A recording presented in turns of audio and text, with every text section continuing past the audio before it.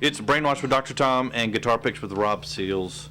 Ani DeFranco, 32 Flavors. Ani, this is probably heresy to pick someone younger than me and so recent. But I had to say and she's probably the most recent of the influences I was willing to admit to. But I have to say that I saw her about I guess 11 years ago for the first time, and she's this short, young, fiery woman who has a powerful voice and a powerful guitar playing. She takes Lee press-on nails, the heaviest gauge, and electrical tape, and she tapes them to her right hand. So she's got this just cat claw. Oh, no way! And she just attacks that Alvarez acoustic guitar.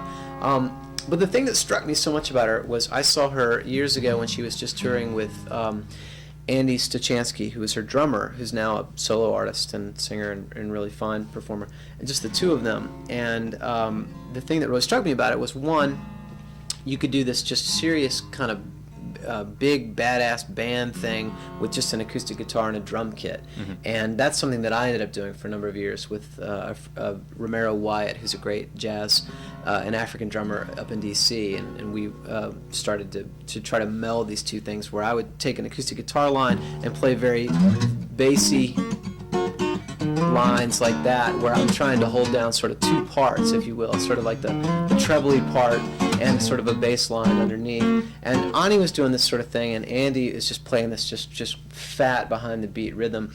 But the thing that I walked away from the most that night was I just couldn't get over how aggressive and bold and thoughtful her lyrics were.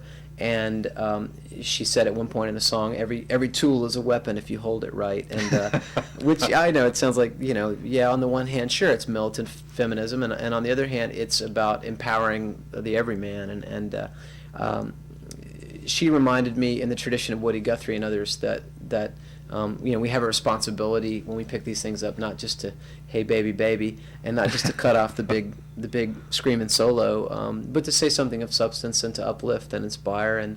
So this is one of her sort of catchier songs. But I like the crazy displaced rhythm that Andy lays in, and it's a great hook. 32 Flavors.